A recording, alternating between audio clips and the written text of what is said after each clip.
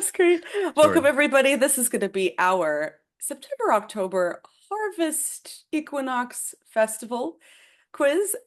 We are going to be talking about lots of things today. We're going to be talking about as many festivals as we possibly can and why it is that this time of the year has festivals and what they actually mean. Um, Hmm. because a lot of people have assumptions about certain ones. And of course, here for the torturing is our good friend Mark from RKO Soup. Hello, hello. Good evening. And Well, ready, good day. good day, if you will. And Mark is going to be keeping score on Yeah. his little tab. This Uh, this time it's MF versus BA. so do I Enough said. automatically win because I'm a master's and you're a bachelor?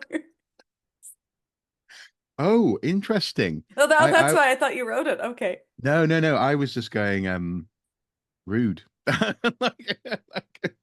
But as we are going to talk about the eclectic festivals of the world, but I mean there are countless harvest festivals in this general season, Yeah. and it's also the autumn equinox. Mark, do you know when the autumn equinox is this year? No, no, There's I the don't. 22nd, so it's 22nd of September, which is Hobbit Day, which is why I'm wearing my Oh, Lord of the Rings scarf. Hobbit okay. Day is obviously it's an unofficial made up holiday, which is the birthday of both. Whose birthday is it? Okay.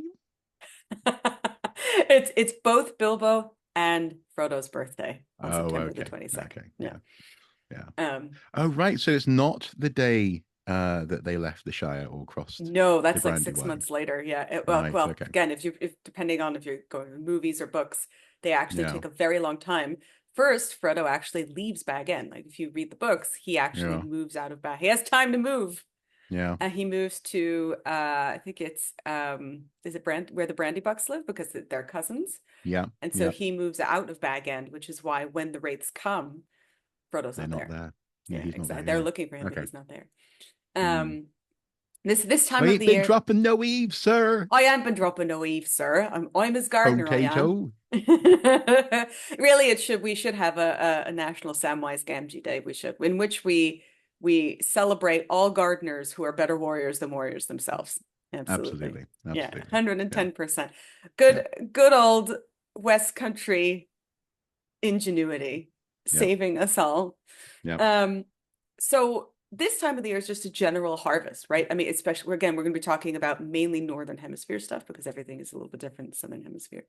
And there is no one universal end of farming season, end of farming holiday, but this is kind of what it is around this time of the year. Corn, fruit, fish, veg harvests come to the end Mm-hmm. in different times, different parts of Europe, Asia, etc.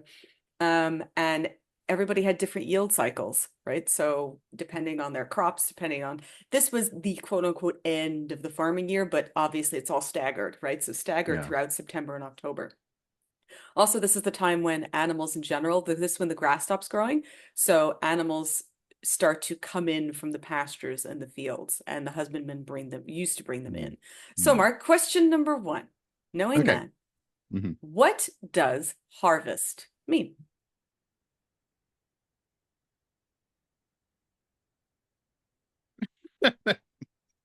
What does the word harvest mean? Ooh.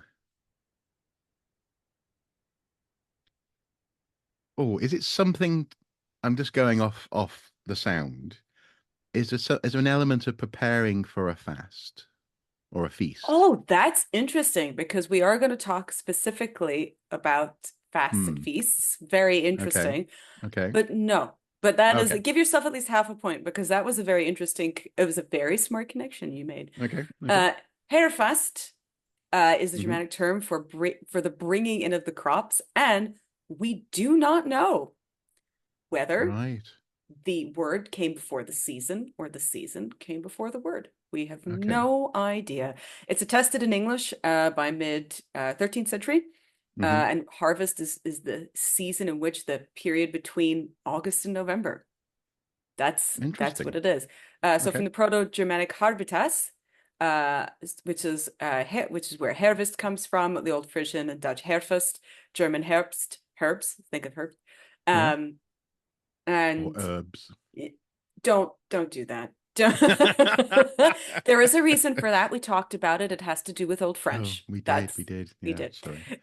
Yeah. But don't speak that way on the show. Yeah. I'm just like down, down. And again, that's also related to the Old Norse oust, again, harvest, from the Proto-Indo-European root kerp, meaning to gather, pluck, or harvest. But again, as we said, whether the word came first or the season came first, that is up for Hmm. debate. We Hmm. do Okay. not know. Okay. Question the second, and this is good specifically for you, Mark, Okay. because this is a holiday that is distinctly from your part of the world. So, what is Harvest Home?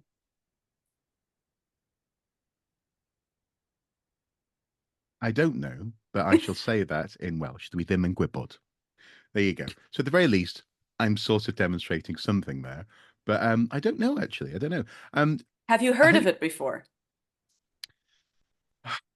I have, but it's not really a no, no. Mm, And one of the things to bear in mind is that the part of the world that I'm from is primarily uh, animal husbandry. So it's hmm sheep and cattle.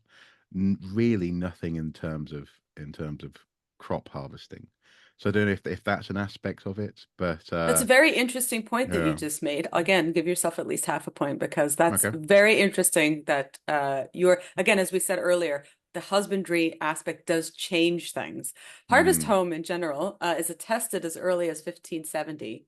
And it was, or still is really, but it was a festive celebration of the bringing in of the last harvest on a farm or an estate.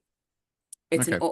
It is, I mean, it's from the British Isles in general, but it's Mm, specifically it lasted a longer time in England, English farming festivals, really, to celebrate the end of the cereal harvest, mostly. okay. Yeah. We know about it, like I said, we know about it as we know that it was around as early as the Middle Ages. The Hmm. phrase harvest home, that comes from 1570s. But beyond that, we don't know how far back this holiday or custom goes. Harvest Home is featured, like the term Harvest Home is featured in many harvesting songs. Um, it was sometimes called Mel Supper or Hmm. Horky Supper because it was a big supper, it was a big feast that the landowners would throw for everybody who brought in the last cereal crop. So people would you would finish your work and then it would be done for the season. You'd literally be done for the year essentially until Mm, after Christmas. mm. And sometimes, if they're not growing winter wheat, if they're not resowing something, everybody would come in and there would be a big supper, and everybody who had participated would be encouraged to eat as much as they wanted. It was like sort of like a time where the peasantry or people who worked on the farm could indulge themselves without any sort of stopping or guilt or anything like that because Okay. you had finished the work for the year. Yeah. Um, it was a way for workers to get in like a last good meal before the The cold hard season began. times. Yeah, Yeah. exactly. The hard Yeah. times came Yeah. on. Um, and in certain regions, the last sheaf of the corn, or if you're American, wheat or whatever um, cereal your main cereal crop was, the sheaf would be made into a dolly, and sometimes it would even be named, especially in parts of Scotland. The dolly would be Yes. named. Yeah. Mm, yeah. Do they still do that in Wales? That is definitely something I've come across, but I think in the context again, so I think it basically made its way into schools and into sort of community halls and into churches, uh, and slightly separated from obviously whether or not the people there have been toiling in the fields. So, Hmm. you know, I was in high school, so I wasn't in a field. But But the yeah, there kids was a long for the mines. yeah, yeah, yeah. But but yeah, actually, yes, yeah, that is something that would happen. Yeah. Yeah, so Mm, the people still do that today. I mean, some communities still do it as part of Lammas, although Lammas is not really. It's a Christian holiday that happens at the same time of Lunasa, it's Loafmas. So mm, some people do make their corn dollies then, but around this time of the last reaping, whenever that was, people would make their corn dollies, name them in certain areas. They would name them. They had different names for them. And then they would either hang them up or burn them. There's a bunch of different customs that have to do with that. But I mention this because a lot of people say that this is some ancient pagan rite, Mm. because the Victorians claimed that the offering of the last sheaf was a relic of Druidry, but there is no. There is Sorry. your eyes just did backflips in your head. There is no evidence for that. Thank you, No, Victorians, always no. ruining things. In certain Although, parts of so go on. England, they called this the pagan corn goddess, but the custom in general was largely given up by the 1960s. There's very little of it left. Yeah, yeah. Although what I would say is that the last reaping sounds metal as all hell, doesn't it? Yeah, It's it does like sound metal as hell. the Yeah, last absolutely. reaping. That'd be a Um, sick band name for sure. yeah, yeah, The yeah, last repeat. yeah. Absolutely. Um, so Yep, Mark, you are Welsh. yep. Let's talk about a Welsh holiday. Or is Okay, it? okay. Is the holiday of Mabon an ancient pagan festival? Ah, no. No, absolutely fucking not. It is No. absolutely not. And Yep. actually, there's a lot of controversy about this because it's the Mm, same thing with Ostara. It is the ancient peoples in and around Germanic areas, British area, etc. They did not celebrate the equinoxes because there was too much work to do. They were yeah. doing the work, and there was no evidence of a celebration for in and around Mabon. Yeah. A man an American by the name of Aidan Kelly invented the holiday of Mabon in 1974. There is no ancient pagan European festival around this time. At best he sounds suspiciously Irish. Why is he And there's making no a first? Irish festival around this time either. It just No, doesn't happen, right? It's either for them, it's no, either Lunasa or Samhain. There's nothing in between those periods. no. He made this holiday Mm-hmm. because nowadays most people are not involved with fishing and farming and end of season work, right? So this holiday was invented along with Ostara in the spring in order just to to fill out the wheel of the year, essentially. Our good old buddy, Professor Ronald Hutton, says in his Modern Pagan Festivals, a study of nature and tradition, Mm-hmm. he says, he named his autumn equinox festival Mabon, which to British scholars is completely preposterous and inappropriate. It's a proper name derived from the Welsh word mab, which means Oh, son, okay. yeah, Yes. son Yeah. or boy, Yeah. which hardly suits an autumnal festival. Yeah. He got there by a route that's typical and revealing of American pagans. His starting point was the greatest of all European myths that can be associated with autumn, the return of the goddess Kore or Persephone. Hmm. What this has to do with Germanic goddesses? Absolutely zero. No. And Um, also in turn Welsh right, traditions as well. yes, Yeah. exactly, yeah. Yeah. Yeah. Her story therefore became the core of a ceremony he composed for the festival.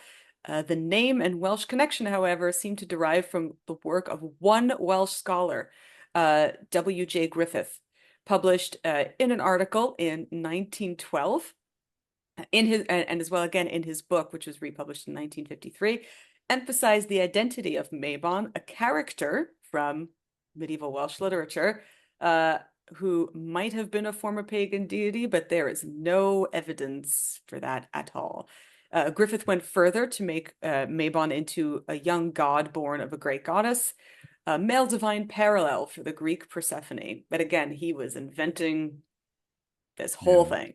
Yeah. This is one of the last examples of Victorian tradition, now almost completely abandoned in Britain, of interpreting medieval romances, again, medieval romances, not ancient text, as echoes of a lost pagan myth. Kelly's creation of his Mabon, says in air quotes, festival marks one of the main differences between British and American reconstructions of modern paganism. So the name, Mm.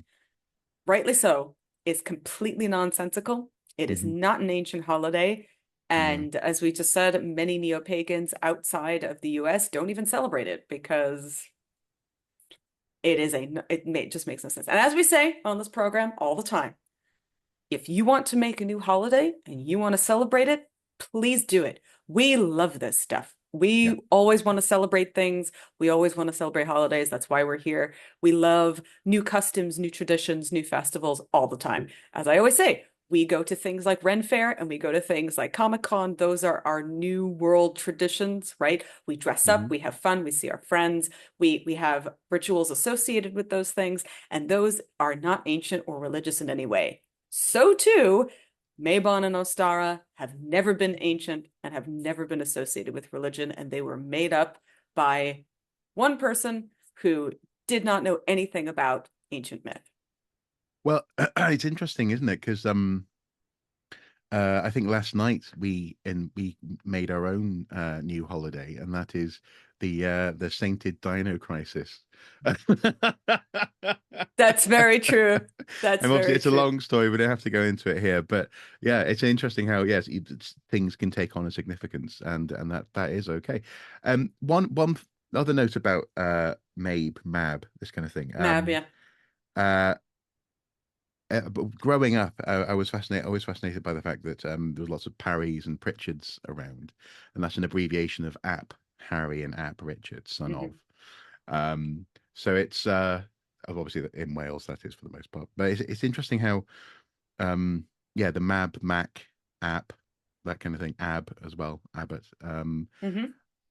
These things, yeah, uh, are there to be played with, and I guess that's what well, that's what he was doing. Do you think he was possibly also truncating sort of something like Mabinogion as well? I think again, I think it is this. We talked about this last night. We talked about how accurate we were having this discussion about how accurate Viking sagas are with regard to Viking religion. And the Hmm. answer is it's too far away from the so Yeah. the we short story is Viking period began possibly 750, maybe a little bit later. It ended possibly 1066, obviously a little bit later, depending on where you were. These are just generalized dates. Hmm. But the Hmm. Vikings themselves became Christianized around 900, in and around 900, and the sagas were only written in late 13th century. Yeah. So it is so far removed Hmm. from what Hmm. pagan Viking ideas might have been. We Yeah. have no idea how Hmm. they would have commemorated any of these gods or their religion. Zero. We don't know. And so Well, too, and sorry, and to put that into context, it's kind of like trying to learn about modern England by yes. studying Henry Tudor. Yes, yes, exactly. Yeah, So yes, yeah, that's a very good timeline yeah, comparison. Yeah, exactly so. mm. So when it Or vice comes to versa. this and the Mabinogion, I think their misunderstanding was that as Professor Alan Hutton says in his dissertation, I believe that they thought that it was ancient. People look at the Mabinogion, they Yeah. we don't know who wrote the Mabinogion at all. Mm. We don't know anybody who could have. It's possible that it was a conglomeration of different oral traditions. It's possible that they were completely making it up, like with what happened with Rhiannon's character, right? Where she has no precedent at all. She just kind of Mm. shows up and she was not based on any person or goddess that we know of. Um, I think that because I mean we don't know what the word Mabinogion means really. We don't know. No. And it's kind of we think we can say that it's made up of some things, but I think maybe he thought that the Mabinogion was ancient, and Mm. I think he thought maybe that the word Mabon or Mabinogion is ancient, and therefore we don't know what it means because it's so old. But I think he forgot that the Yeah. Mabinogion is Middle Ages. It was written, Yeah. what was it, for 14, or rather, it was compiled in the 1400s. So, Well, I think it depends. Yeah. Well, yeah. I mean, so like, is it the Red Book of Hergest is from like 13 something, I think. hmm I think some of them go back to the 12th century. There's a hmm white book. I need, I almost always go to say the Red Book of the West March, and then I go, no, no, No, no, thematic, but not the yeah, same thing. no, yeah. Yes. So And I think, and and then I having had, sorry, then having gone there, I go back again. oh, it's the, okay. I'll let you have that one because it's Hobbit Day. Very Yeah, good, Mark. yeah. Very Thank you, nice. thank Yeah, you, excellent. That is a top 10 Hobbit pun. I'll let you have that one. thank you, thank you. But I think as I remember when we had Professor Alhan on, I had asked him, do you think, knowing that the whole witch cult hypothesis has been debunked, Do you really think that these people knew? Did they know that, like, so for example, we talked about Robert Graves, who completely invented garbage about druids that never existed. Robert Graves wrote the White Goddess, and he invented a whole system of, um, I guess you would say like prognostication, or he invented like a whole Celtic calendar. He invented like the whole like tree, the Celtic tree Hmm. zodiac that Hmm. never existed before he completely invented it and claimed that it was an ancient druid something that and I said I asked him, do you think these people like the Victorians knew? And I think we were talking about it as well in the context of the Green Man. And he said, I think they thought that they were, they were trying.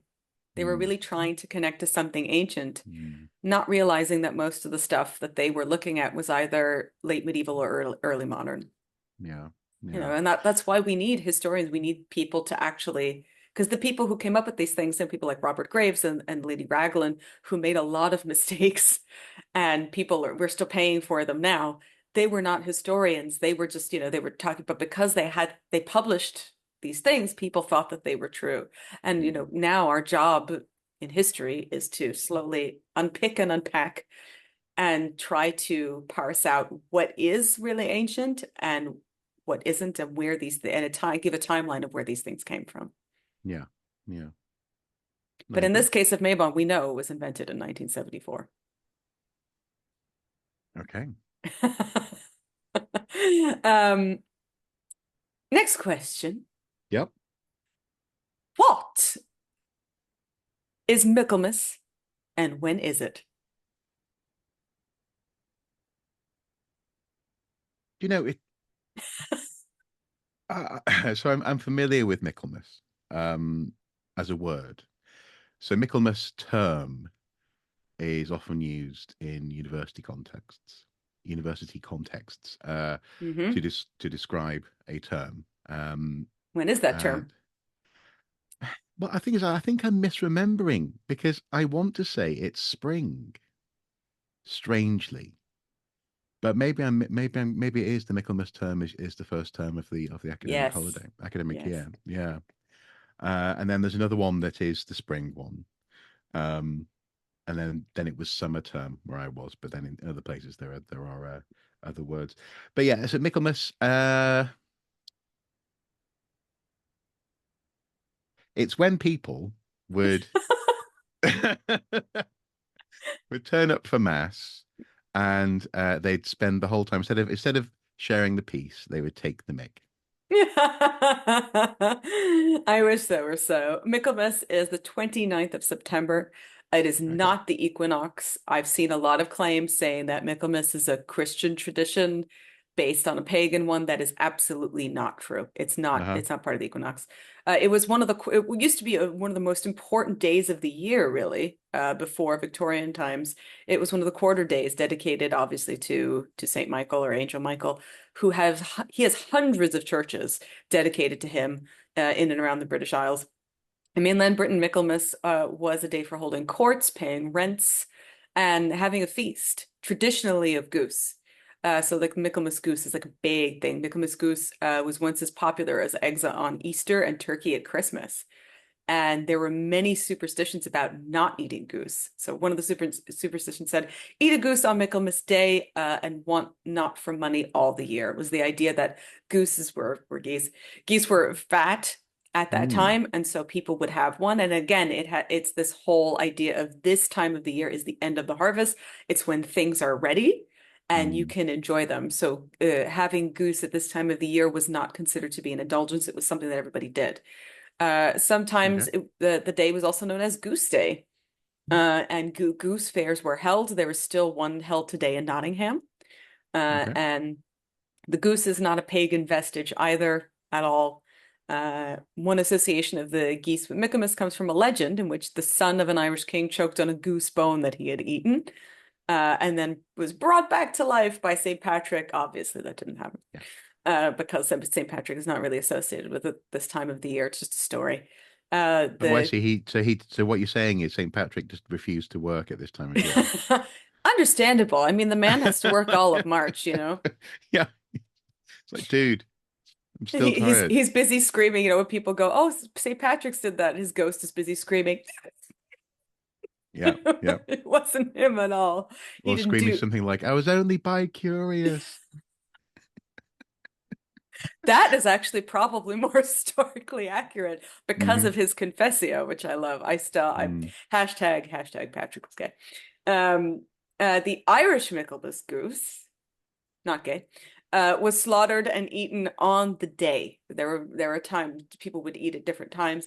People were also presented gifts or they donated things to the poor. In parts of Ireland, sheep were also slaughtered today Okay. as Saint Michael's portion, and again donated to the poor. Poultry markets and fairs took place to sell geese as well as mutton pies. So again, there's a little bit of an association with sheep. Hmm. It's not shearing time, so I guess again it's that things were coming in from the Bring pasture, in. and Yeah. maybe Hmm. there was maybe a sick sheep or an old sheep, Yeah. something that was slaughtered when it came into pasture. There's listen, it was tough Just imagine this times. poor, like slightly gammy-legged sheep who's like, we know which one's gonna get the chop. They're just coming down the hill, and all his friends make it through the gate first. And yeah, And then he's just limping. yeah. He's They like, go, oh, you're gonna yeah. be the special guest at dinner tonight. Oh boy. Another legend surrounding the origins of the Michaelmas goose has to do with Queen Elizabeth. Hmm. This is such a funny one. Queen Elizabeth was said to be eating goose on the holiday when she heard of the defeat of the Spanish Armada, but this is absolutely historically impossible. Geese and Michaelmas were connected well over a century before Queen Elizabeth was even around. Tenant Okay. farmers as well would sometimes present geese to their landlords.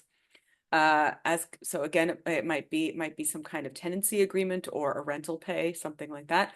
Custom dates to at least 15th century, and there is attestation to it further. And Yeah. it was easily it was something that was easily continued because geese are in their prime nowadays.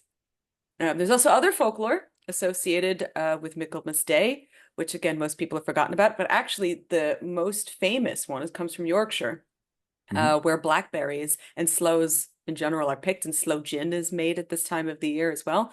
And Yeah. it's said that when Saint Michael expelled the devil from heaven, don't know how he did that, he fell from the skies and landed in a prickly blackberry bush. Old Michaelmas Day is October 11th, again because of the shift in the calendar Hmm.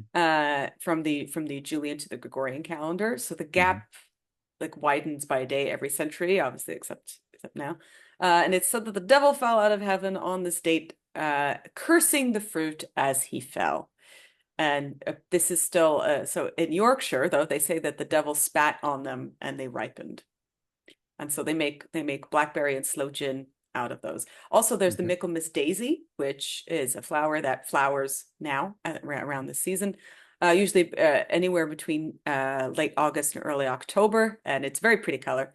And it says that Saint Michael is celebrated as a protector from darkness and evil, I guess, as we go into the dark time of the year. As Mm. well, St. Michael is not the only saint with a day at this time. St. Matthew's Day is the 21st, there's associated lore along with that day that says that if the dew comes in on the 21st, it's the end of the farming season. Okay. Okay. Sorry, I keep on having just naughty pun jokes turn up in my head, and I'm so. But the one that I well, not this isn't a pun, but the thing I find entertaining is the idea of having to give a goose for your rent, and maybe you couldn't catch one this year. So I've got a pigeon with that. Like, I'll bring a They did goose eat to pigeon. I the mean, people still do eat yeah, pigeon. We don't eat our pigeons today because, or our yeah, rock doves, because they've been eating gum off the streets, and you don't eat that. yeah. There are still people who do eat, the pigeons and pheasants. We just don't have access to them in our particular part of the country. But you could put in a pretty partridge for your. I wish. Are you kidding me? I wish we could do that. I'd go outside and just catch one of the 400 pigeons that are outside the window and go, "Here's rent." That'd be Yep. amazing. Yep. So, next question Uh-huh. is Oktoberfest. an ancient Germanic pagan festival?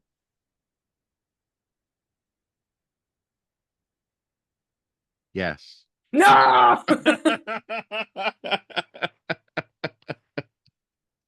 Wrong. Okay. Yeah. No. Yeah. There Yeah. was some article that claimed it was in it as it states from the official uh Germanic governmental sites, it was invented in 1810. Yeah. Yeah. Oktoberfest does start on the equinox now, but that's a modern thing. Yeah. Uh, To be fair, that was my Billy in Predator moment, drawing the sword across my chest. Just it will obviously I'm just October. gonna First of take all, this what date is it today, Mark? It's twenty it's not October, fifth. No, right? yeah, It's no, not. no, no. So why are we mentioning it now? But because it does start now. It starts on the equinox. Starts on September 22nd. Oh, okay. And yeah, so the but Oktoberfest first started in October, hence the name. The first Oktoberfest took place in Munich, October 12th, 1810, for the commemoration of the marriage of Prince Ludwig and Princess Teresa. And Oktoberfest was also not called Oktoberfest, it's called something else. And it was their marriage feast, and they invited everybody to it. And it's gone on ever since. In 1813, Oktoberfest was called off as Bavaria was involved in the Napoleonic War. In 1816, it was restarted and carnival booths appeared. They had great prizes. There were made prizes of silver, porcelain, jewelry. In Mm, 1819, the town fathers of Munich took over the festival management, and they decided that Oktoberfest should be celebrated every year without exception. Obviously, not during COVID. Later, it was lengthened and the date was pushed forward to the equinox. So that's why it is there now. The reason being that the end of September in Bavaria often still has very good weather. The high temperature in the last week of in the first week of October nears 30 degrees, which gets people wanting to drink. yeah. And today, the last day of Oktoberfest is still in October. So that's why it's still called Oktoberfest today. It has other names in different Germanic regions, but that's that. There is no association whatsoever to any kind of pagan cereal god. Nothing. I've heard it so many times. The government has the documents when this thing was started, and that's that. However, next question. Uh-huh. Was there another Germanic pagan festival in antiquity around this time? Probably. Very good answer. The answer is probably. Mm, And the reason is they are mentioned somewhere, but we know absolutely zero about them, and they mm, died out long before 1810. So yeah. the Anglo-Saxons were said to have a holiday in the ninth month, which is September. Bede says, or Beda, I don't, however you want to pronounce his name, says that they called September Holy Month or Holy Month, a word that predates Saxon Christianity, and he goes on to say that they sacrifice their idols in this month. We have no idea what that means. Some people No, try to link this to the corn dollies, but we do not have any evidence that that is a Germanic practice at no. all. Mm, Um, and we don't even know what Holy Month means. Holy Month. no. That's Mm. it. B does not elaborate. Thanks, dude. You're great. The so he's so infuriating sometimes, really. The sagas mention Alfablot, or the elven sacrifice, which was some kind of ancient Scandinavian sacrifice to maybe to the elves. We're not Okay. sure. Toward the end of autumn, where crops had been harvested and the animals again were fat and being brought in. But unlike the other blots, these this maybe was a homestead one. It seemed to be a private household one, and absolutely nothing is known about the rites, what people did when they did them, except that there was probably drink involved. There's some kind of beer involved. Hay was made, seeds were sown at the time, rose hips, blackberries, water birds, mushrooms were all again brought in, Hmm. and we have no other information beyond this. In Cormac's saga, there's an account of how some sacrifices were done to the elves in order to heal a battle wound, but But because this saga is medieval mm, and made up, mm. we and is not part of the holiday, we don't know if that blot is the same as the alpha blot. We have no idea, No, no clue. interesting.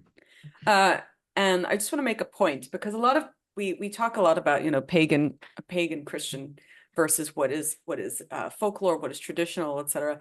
And since this is technically the autumn festival, the people who do have ancient festivals at this time are Eastern cultures.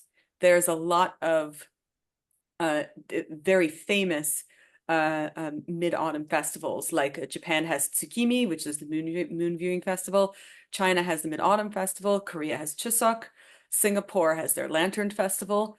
Uh, None of these, though, with the exception maybe of China, are deeply religious and pagan holidays. People eat, Mm, obviously, they eat mooncakes. We all know about mooncakes. They play games like Yutnori in Korea. They gather together, they do give thanks, they pray for good fortune, they light lanterns. China, though, seems to be the only one specifically, and again, it's only in certain regions of China, where there was actual moon worship and they were worshiping a god, but this worship seems to only be done by women. As well, there are some Middle Eastern mid-autumn festivals, things like Sukkot as well, and the cultural Syrians also have a festival now. So thinking that, oh, there must be something in Europe is a bit Western centric, when really this is the Eastern culture's time to shine with mm. regard to their holidays.